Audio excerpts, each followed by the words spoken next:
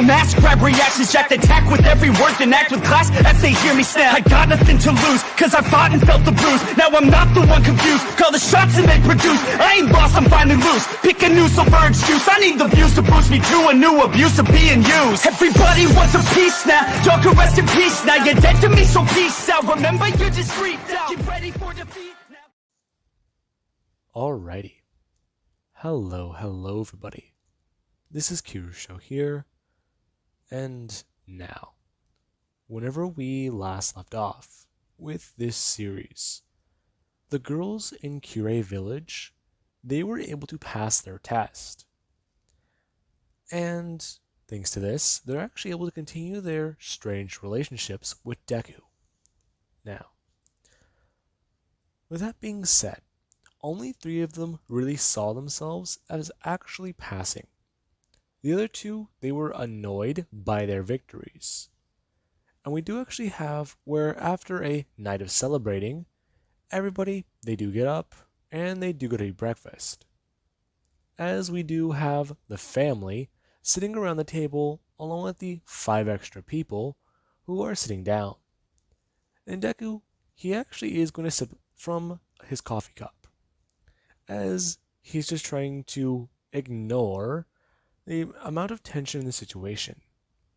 Deku, he can tell out of the corner of his eye, his little sister keeps looking at Mina, and that is annoying. Deku actually going to at least bring his hand down and go to use Black Whip. Him having it touch the floor as it does slither over underneath his sister's chair. Before Deku, he actually has got to knock down onto it somewhat hard. As whenever Yuya should feel this, she actually go to look down, and she went to go check and see whatever that was. As she has watched something slither under the table before Deku does actually go to bring his hand up. His sister actually looking towards Izuku, as whenever he did go to bring his hand up, that thing disappeared. And she could have swore she saw something on his hand for a minute. Her a bit more confused by that. As we actually have where Deku, he does eat his breakfast, and then going to sip his coffee once again. As we do actually have Carla, who does come walking in, and she does go to grab some coffee. Her walking over to it, and going to grab the pot from the machine. As she has to pour it, she has ask Izuku how his night was last night, because she's pretty sure she heard a lot of ruckus. And whenever that actually has happened, to actually where Deku, he does go to somewhat choke on his drink. As he does go to bring his hand up, and at least try to regain his composure. As he does actually go to turn towards his aunt, and talk about how last night was fine, and he doesn't know exactly what she's talking about. Oh, Izuku, don't play so innocent. Besides, I was referring to the music. Whatever else happened to you guys last night's on you, not me. I'm just a little bit concerned, though. Can't I be like that? I am your aunt, after all. Her going to put the coffee pot back down and then go to walk away, talking about how she has to go meet with somebody for a job. And she's at least going to say something that does surprise all the girls, as everyone else does react like it's just anything new. And Deku does tell his aunt bye. The girls looking back towards Izuku as they ask if she's really going to go do that. Yeah, it's a mission in an international country. Besides, it sounds worse than it is, I guess, or no, wait, it's actually that bad. She's going to hunt someone down, right? Most likely she's going to kill them. And, well, if there's a corpse, at least she'll turn it in. If there's a corpse, Carla's thorough with murder. Now, the girls, they do stare at that, as Yuya herself is going to stand up, talking about how she's actually going to be leaving too. Her walking over to the front, or at least towards the door, before going to actually grab her jacket. Her going to pull a set of keys out of it, talking about how she actually has to go on another assassination mission. Her saying, oh, she has at least 2 targets in this city, 3 in this city, and 5 over here. Along with that, there's actually the fact that one of her targets are actually in the next city. So she thought that she could make a quick stop right by here. And her talking about how she's going to go down the street and go to see her weapons guy. As she does go to leave, Deku, he actually is going to stand up and go to stop her. As he does pull her to the side and give her an explanation. And Yuya, she is a bit more annoyed, but she's also curious by it. She's being told by her brother everything that he knows. He explains to her one for all, he explains to her the loan and removal trick, and he even does explain to her that he's the next generation Kure. And Yuyashi was annoyed. However, whenever she had come bursting back into the room and ask Uncle Ryan to talk, he did confirm it to her. However, by that time, Deku and the girls, they already did at least leave, well, the area. Now, Deku and the girls, they spent the next 11 days, or 10 days they have remaining, in the city. Deku would show them around, and he'd even take them to the doctors so that they can actually have Kure techniques performed on their injuries. Deku having to go through this at least once or twice every single day. And by the time him and the girls do leave, he's actually made at least a good physical recovery. While he's not at 100%, Deku's a Kure. He's basically at 100%. He might be slower or groggier for the next couple of days. However, his body will take care of the rest. Now, Deku and the girls, they do arrive back at UA, as they're all there for the Sports Festival. And right now, a lot of people are watching. They heard about this year. They heard how there's actually a lot more men in this class than there might have been in the last few years. That's some of the things that are floating around. As we actually have where pro heroes are all in the stands. And present, or not, would a female Present Mike still call herself Present Mike? Anyways, that's just a weird thing to think about. Anyways, Present Mike and Aizawa, they are both giving the speeches for the festival. And whenever it's Izuku's turn to come up and say a few words to the stadium, you do actually have Aizawa, who while Izuku, he did go to step forwards and go to walk on the stage, Aizawa explained to everybody that this boy here, he is one, or this man here actually, is somebody who he actually does owe a lot, since he helped during the USJ attack. Explaining that he was actually able to take out 2 targets that were giving him a lot of difficulties. And explained that if it wasn't for him taking those 2 targets down, not only would a lot more students have been killed, but 2 in particular he shielded with his body. As we actually have Izuku. Whenever he was staying there and still at least waiting for Aizawa to say a few things about him, Deku, he did just go to look up. As whenever he did go to bring his hands up and go to flex, he actually does destroy his shirt. A lot of people are staring at him. As Izuku, he did just go to throw his hands up and talking about how they all need to fucking try. Because if no one's going all out, who the hell is going to expect them to be the next generation? Deku yelling out that they need to make the next generation, or the last generation before them, look like a fucking joke. They need to break records and go beyond. And everybody, they are just staying there. Many of them, they are actually a bit more amped up. Some people are cheering and shouting. And some, they kinda don't know what to say. Because this guy doesn't seem like the guy for motivational speeches. Anyways, now, as you guys can guess, Deku's already OP. So, while it's not worth mentioning, let's at least go over these very briefly. The race around UA, or the area for the festival, it does begin. And while Deku and Todd Roki, along with even a few other people, they are actually able to get away from this, we do have Todd Roki. He has been practicing with his quirk for more years than the normal canon Todoroki. So whenever he actually does go to quickly try to deploy his ice, he's actually able to do so. He thinks he has a head start as he's running as fast as he can. However, we actually have Izuku, who, while he actually was partially caught in the ice, so let's just say at least a leg, he actually did just get a turn on one for all. Him going to throw his foot directly in and smashing through the entire iceberg. As whenever the wind pressure did clear up and a robot did explode or fall over, a lot of people they did look towards the tunnel, as you do just have Izuku's foot, which is just sitting outwards.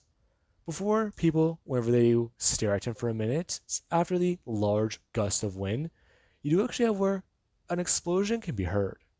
All of them looking away and looking at multiple 0-pointers, which were all just standing there. As someone, they do point out that he's right there. Or you do actually have where the crowd is interrupted from this by a surprised present mic, as they do announce Izuku Kure in first. Now, this is something that everyone, they do go looking down, as Izuku, he's just staying there with his arms crossed. And he somewhat does try to not look smug about it. However, there's actually all the pro heroes and everybody watching him, along with even back at Kure Village. Multiple Cures, they heard about this one, and they were wondering how he would do, and if he would find more potential people for their clan. However, whenever Izuku basically just speed blitzed everybody, I cannot talk today, they were all kind of surprised, especially even Ryan. Izuku showed off his true speed, and that was something he could not believe. As whenever people did also start arriving, many people were staring directly at Izuku, as we do have where he's announced to be the one with 10 million points. And Midoriya, while he is looking around, and everyone there trying to at least give him a bit of a death glare, Izuku, he actually is going to glare back at them. And whenever he does so, a lot of people either turn their heads, or they do at least go to look away a bit, since they're not trying to play that game with this crazy motherfucker. Now, we actually do have for the team. This is something I do somewhat find difficult, but I think would not be impossible. While many people would try to either offer to be up on Izuku's team so they can be looked at and seen, since this guy's going to be the main focus, we do have whenever the girls do come up. And whenever Izuku, he's just surrounded by 5 girls after a huge crowd has appeared after Deku rejected all of them, many of the girls were trying to fight over who they could be, or who would be on the team, since only 3 of them, at the most, believed they could be on his team. And it was kind of funny. A lot of people were staring at this guy, and he's surrounded by chicks, and he doesn't look amused. Now, we do actually have the Mineta of this timeline. He is staring over at this, and he kind of does want to laugh. However, he does find it kind of interesting. This guy is kind of in a scenario he's thought about before, especially since, well, they're in almost an all-girls school. It's kind of funny. Now, Izuku and his team, they actually would win this. It doesn't matter who it is on his team. However, let's just say, for at least reason's sake, it's these people, and these are the reasons. Karashima has a strong front defense, Momo on the left, and Kendo on the right side. Momo because of her creativity and maneuverability that they can all use. Even if they're not using the loan, they can use her powers to at least get out of some situations. And Kendo, she's on the right, so she can at least use her giant hand to swap people. Along with that, that's because I believe that that would be her dominant hand, so it would make more sense for her to be able to use that one whenever she's in a pinch. Now, thanks to them forming the team this way, there are people who are left out, Mina and Balkago. And thanks to this happening to these two in particular, they felt particularly annoyed, they didn't really win. They just got lucky. And the fact is, this kind of makes them a bit more, well, insecure about it now. With that being said, let's move over to the battles. The battles are going to begin shortly. And Deku, he's actually pretty intrigued. From what you can tell, he's pretty sure some of the guys made it in. And whenever he does try to think about that, somebody does offer to talk to Izuku since he thinks the information he needs to share will help him a lot. And Deku, whenever he's pulled aside by Ogiro, he does ask him what's up. Hey man, listen, I don't know what's going on with that girl out there. Shinsho, or whatever her name is. Avoid talking to her. I don't remember what happened to me during the battle. Or beforehand, I just remember her walking up to me. And, hey, what? I think she has a brainwashing quirk. What? How would you even know that? Because it makes sense, doesn't it? Either that, or you suddenly just lost a few minutes of your life, right? That actually does make some sense. But I feel like I should just drop out of the battles. Now, Deku, he does hear about that. Him telling Ogiro, don't fucking do it. Why not? Hell, I stayed in because I wanted to. I didn't earn this. I thought I could make it up with the fights, but I feel bad about it. Deku staring at Ogiro. Him going to bring a hand up and telling him that he shouldn't. And that's what happened. He got used. So, what's he gonna do? He's gonna let them win by just dropping out? Fuck no. Don't do that. In fact, Deku bringing his hand up and informing him what he's gonna do is he's gonna get out there, he's gonna fight, and he is going to show that girl that he can fucking get far without her. And when this actually does happen, Ogiro, he does somewhat go to hold his head up. He held his tongue earlier, and he thought about doing it before he went out to the ring. But now he doesn't want to give up. Deku actually a bit more happy, since, from what he can tell with the matchups, he's going to be going up against that girl, and then if Ogiro wins the next match, it could actually be both of them. That's somewhat getting Deku's blood pumping a bit. He's always wondered about fighting Ogiro. The two can actually go a bit more unrestrained. And Izuku, he does somewhat respect the guy, yeah, but the two of them, they kind of don't really hang out other than combat training during school. And yeah, he's just so curious about it. This actually being where in the first matchup, yeah, Deku is able to win. Shinsho, or the female Shinsho, she tries to talk to Izuku and he just ignores her. Whenever he does go to walk forward to try and at least knock her out of the ring or try to throw her out of the ring by just picking her up, she tries to punch him in the chest. And there's a problem with that. Whenever she actually does punch him in the chest, she's surprised because he feels like a brick wall. And by the time Deku just basically picked her up, walked her over to the other side of the ring, and just tossed her out, she did actually somewhat hurt her hand. Thanks to just trying to punch him. And she was annoyed by that. And a lot of people, they were looking at Izuku and they somewhat didn't like that either. He didn't take her seriously at all. And that was annoying to them. As the next round, Ogiro versus the female Sero. I do want to say Ogiro would win here, just for the sake of Deku and him fighting in the next match, and I can make something of that. So at least let's go over how this victory would happen. Whenever Ogiro and Sero are both staying in the ring, Sero, she has to do the exact same thing she did to Todd Roki. However, whenever this action has happened, Sero, he does go to somewhat slam his tail downwards behind him, but we're going to actually grab the tablet and going to throw it out in front of him. The tape hitting it as he actually has to go to reach the tablet and go to slam his foot down to the right or down to the left. Him going to use the tablet and go to start rolling up the tape as he actually has to go to swing it around him. Sarah, whenever she does actually try to disconnect the tape, she does go to somewhat slide to the right. Her getting off balance as Sarah, or not Sarah, Ogiro, goes to directly just throw the tablet behind him as far as he can, as he is going to rush forwards and go on the attack. Whenever this does happen, Sarah, she does try to use her other arm.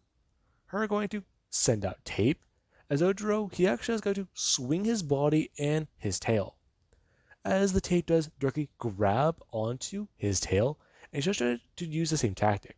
Try to swing him out, as Ogiro, he actually is able to slam directly into her side and throw her out of the ring. Him falling out, as he just pushed her out before being pulled, her hitting the ground first. And she actually does somewhat look up at him, talking about how that wasn't fair. Hey, don't blame me. Besides, I mean, I kind of expected you to do that. You're kind of, well, predictable, you know? Hey, it's not funny. Besides, how would you like it if I told you about that? I have a tail. What else am I going to do with it? People expect me to hit them with it. Why didn't you? Her getting a bit angry.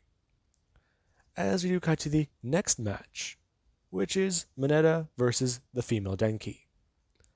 Mineta, yeah, he kind of is a bit more worried about this matchup, because there's this one simple problem.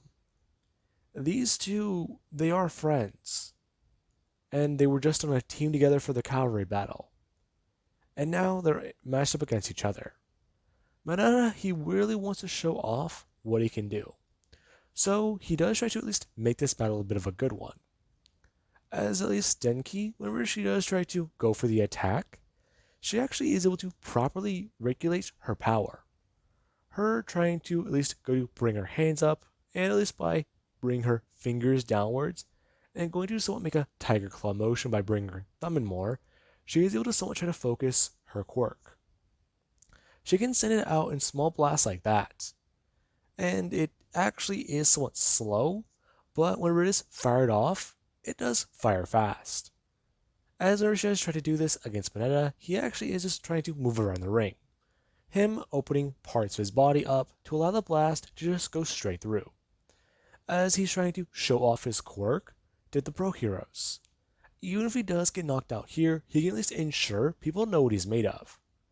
Him going to actually bring his hand backwards, as he's going to form a giant hand with it. Him going to actually send it flying towards Denki, as she's going to bring her hands down to the ring and going to send out a large 10,000 volt charge. Mineta actually going to try to bring his foot up or bring down his foot and form it into something. Him basically forming it into a giant shoe, as he is going to turn his leg into a spring. The moment that happens, he does go to just do this. He goes to throw his weight down to the spring and jump up into the air. As whenever he does so, he's up in the air, and Denki does just go to bring her hands up. As Mineta, yeah, he can't dodge this. Whenever she actually is going to send out a 1 million volt charge, or is it 10 million volts or 100 million? I forget what he does in the anime, actually. It's been a long time. Now, when he does go to do this, or she hits Mineta no matter which way he tries to block. It's a wide range attack, and the moment he's hit, a pile of goo just slams down to the arena. And after at least making sure he's okay, aka a piece of it comes up into a thumb, it is escorted off the ring, and the next match does go on. As we do actually have Ida versus Kendo. And I don't really believe I should have to explain that Kendo would be the winner. Kendo, while Ida would try to push her out with superior speed, the moment she was going to enlarge her hands and Ida was trying to rush her just to get her out, she's able to just have Ida slam into a wall, or she could just go bring her hands down to the ground and go to just move them across. Basically, a shield to knock Ida over and out of the ring. Now, with that, we do have the next matchup. Mina versus Todd Roki. He makes an ice wall and is able to just easily disable her. However, her ass would prove to be difficult. And whenever he does actually send out pillars directly towards her to smash into her body to force her out of the ring, that is where they're challenging. While she does have the physical power and the quirk to get through ice, I want to say her acid wouldn't be capable of melting through it fast enough. Especially because she'd be pushed out while her ass is trying to melt through the ice. Now. So I want to say Todd Roki would just take the win. And then we have Momo versus Tokiyami. In this timeline, Momo would actually take the win. Whenever Tokiyami does go to attack her, she would quickly go to use the loan, grab Tokiyami, and actually go to spin the girl over her head and smashing her out of the ring. Just because the fact is, she's stronger. And she is well aware from what happened during the Kure fighting tournament. React, don't think. Now, we do actually have Tetsu versus Karashima. The next battle, which we do know how it would boil down to. Superior durability is what gives her the edge here. Especially because even if it does come down to, oh, I respect her too much to not give her a fair fight, this is a fair fight. Even during the arm wrestling, if it does happen, she'd win. And we do actually have the next matchup. Ochako versus a female Balkago. And I do want to say that this matchup, it would actually go a bit better than canon. Because while Ochako, she's trying to get in at close range and attack her, Balkago, she doesn't use the loan. She is actually trying to dodge and avoid Ochako. As everyone can tell by her movements, that Ochako actually is serious. She tries to use AP shots to either blast Ochako to knock her out or off of the ring possibly, but she does at least give them a bit of a show. Since Ochako actually is a girl, she does actually talk to and somewhat respect. So I do want to say that she would win, but it would at least be a little bit more deserving, or at least in the hero's eyes, deserving. Since it wasn't just, oh, I'm gonna blow her up now. Anyways, as we do have the next matchup, it does go back to Deku versus Ogiro. Deku would try to test Ogiro's combat prowess. And Ogiro, he does show great strides, and even possibly would be considered good for a Kure family. There is actually where Deku, whenever he does try to take him a lot more seriously, aka actually increasing his speed up to the point where, while he is trying, just a bit, Ogiro, he thinks it's the fight of his life. And it would eventually end where, whenever Ogiro tries to smash Deku across the face, Deku would take the hit, and then go to look directly back at Ogiro, as he does ask him if that was it. What the fuck? Yeah, I know. I'm just going to bring his finger up and blast him out of the ring with air pressure. As you do actually then have the next matchup, which would be Denki versus Kendo. And this is where Kendo, I do want to say that she would either fail or win. While Denki is well aware of how to use her quirk, Kendo, whenever she does get into the ring, she did watch the previous matchup. She saw that the thing she uses to fire, it takes a little bit of time. However, after releasing all that energy, she's probably going to at least lose. So that is what happens. As we do then have Todd Roki versus Momo. And Momo, she's greatly outmatched here. It's almost the exact same story as Mina. Mina, she got forced out of the ring. And Momo, while she could try to just fly up into the air, Todoroki's ice would most likely be able to catch her whenever it does go upwards and towards her direction. Even if she does try to move around the ring or make any movement towards him, he can freeze the ring and she'd go sliding right out of it. And he would have no issue at all. So he would just win purely on that. And Deku, he is aware that this guy, while he's winning, he doesn't find to be respectable. And we do actually have the next matchup, which is Karashima versus Balkago. These two are both good friends here, since they've trained outside of UA, and they've known each other for a lot more time even in UA. So they actually do spend more time together overall. And that's actually where the problem does lie. The two of them, they take each other a lot more seriously in the fight. And people can tell that they're really trying, especially because they're moving super fast. And even then, there actually is where whenever Balko she is going to blast out a serious explosion, she does destroy the entire ring and send chunks of it flying into the crowd. Which pro heroes, they either did have to intervene and stop, or Cementos would just be able to bring up a giant wall really quickly. And you do actually have where after the next ring is built, Balko she is declared the winner here. And you do then have the final matchup of the semifinals, which would be Deku versus Kendo. And this is actually a matchup where it does go very simply. Kendo, she loses. It doesn't matter how serious Deku takes her, or exactly how strong Kendo she does try to be. This is an impossible odds, and Deku, well, he does just try and fight her with basically his only martial arts skills. She does get annoyed after fighting him some more. Using her quirks, and even whenever she does use it, Deku's able to at least keep up with her. Him actually being able to hold her giant hands apart whenever she tried to smack and crush him. Deku being able to pick her up before just tossing her out of the ring. Even whenever she tried to shrink down and kick him in the face. Now, even after the match is over, we actually do have the semi-finals for the other side of the bracket. This is one that I could see just being really Todd Roki. And there is actually my reasoning behind it.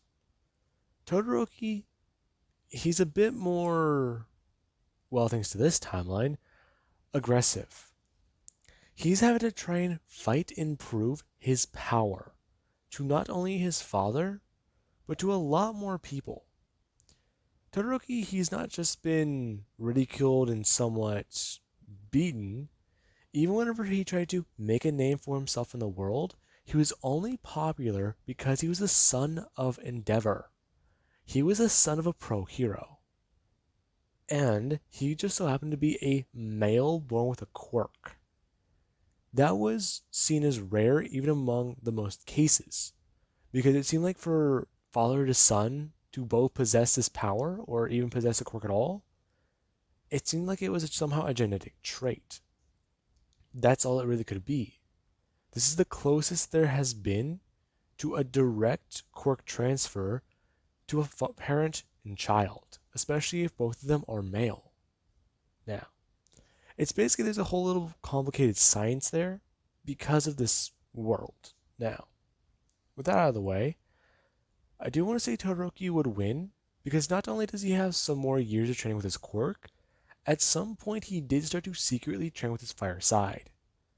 He noticed that his quirk, whenever he did start to use it higher and higher and higher, trying to improve and even make that ice wall impossible to not only stop, but to get through, he eventually had to use his flames. He wore himself out to the day he wore himself out one day to the point where he was forced to use that side, just because otherwise he'd have to go to the hospital. And ever since then, he's been slowly building up to and getting into his fire side. He basically had his own little character arc before UA even started. Even whenever he tried to go to his sister or brother about it, he was convinced to go see his mother. So whenever he actually does publicly display his fire powers for the first time, it actually does shock Endeavor. As there's actually how Todoroki he's moving around with it and fighting with it. It just didn't seem right. And Todoroki, while he was annoyed he had to at least display this here, he's happy he listened to his family's advice. Even if one of them, he hasn't told about this. And during the matchup, you do actually have where he does after trying to freeze Balkago, her going to dodge out of the way and move, he was actually able to hit her with flames, being able to ignite her sweat and send her flying out, as she had to be taken to Recovery Girl. This was something that was very surprising, as the girls, that was the first time someone outside of the Kure or even each other have won against someone. And Deku was kind of curious, as we do have where the two of them, they're both standing in the ring.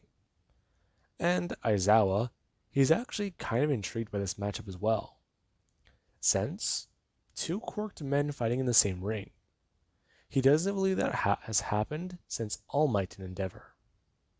So, he's wondering who these two will be. That being where the match is called to begin. We do have where Todd Roki, after going to blast out a wall of ice, he does get ready. He knows he has to use his fire side. He knows if he doesn't, things can get bad here very seriously. And whenever he actually does go to wait for a minute, he is on guard. As we do actually have where Deku, he does just go to activate his Black Whip ability, as he does smash and create spikes around his body. Deku being able to actually use One for All and directly break free of all the ice. As whenever Deku shattered the ice, he was just staying there with his hands up. And a lot of people, they just watched as snowflakes basically evaporated into the air. And Todoroki, he was just staying there with his hand up and getting ready. Him going to send another blast directly at Deku. As Deku with just one hand, he does go to bring it up and directly bat the ice to the left, changing its direction. As Todoroki actually has to ignite his flame side and then go to blast out that way towards Izuku. As Todoroki is blasting out flames, he's just getting ready. As Izuku, he's just staying there, walking through the flames. And everyone for a minute when he does walk through them, they think he has charred skin. Or his uniform, it's just been entirely destroyed. As the texture of Deku's skin and body, they turned to the purple coloration of the removal. And Deku, he did just go to continue walking forwards. Todoroki having to go to take steps backwards, as he does just go to fully turn to the left and bring up his shoulder, as he does go to send out the largest attack he can. And Deku, he did just go to do one simple thing. He went to go jump backwards, and a lot of people saw him going on the defensive this time. As whenever he did go to do so, he did just go to charge a One for All and directly go to leap forwards as hard as he could. Deku smashing through the ice, as whenever Todoroki's still blasting the ice out, a hand does come from inside the ice and directly go to grab upwards into Todoroki's neck. As Deku does hold on to Todoroki and then just go to bring his hand backwards, as he does inform him to give up. And whenever Todoroki he does go to try to punch downwards or just blast ice to cover Izuku's face, Deku he does just go to smash him down into the ring. And whenever Deku he does go to stand back up, he does go to look around. A lot of people are staring directly at him, as you do have Momo, who does go to toss something onto Deku. And Deku he does go to look up towards the stand, before at least going to bring his hands up to grab whatever this is, and then going to wrap it around himself, as he does look back towards the ring. As you do have Eraserhead. He tells Aizawa, he tells President Mike that Todoroki is going to need medical attention. And you do have Endeavor. He stares over to the boy he just saw, and he does have an idea in his mind. He thinks that that might be All Might's son, and it's kind of easy for him. Incredible power, defense, offense, strange tactics, and weird eyes. It does somewhat add up to him. Now, Todoroki, he did have the same thought about Izuku, but he didn't really approach him about it. Because while he thought Deku was All Might's son because of his strange power, there's the fact that he knew Deku beforehand. He did see it as a bit more of a coincidence, though. All Might at UA, Deku at UA, both incredibly strong. All the other stuff that's weird. But that's just it. He also knows a lot about Deku's family. And he knows Izuku does have a father. But he's assuming Deku's father is a Kure. And he knows All Might isn't, so that's what's strange about it. He has conflicting emotions and thoughts about the whole thing, so that's what's really tripping him up there. Anyways, Deku, he's crowned the winner of the sports festival. And afterwards, Deku and the girls, they would go out to go get something to eat. And with that being said, I believe that that's a good point to leave this what if off of. I do hope you guys enjoyed. Jeez, I just feel like shit today.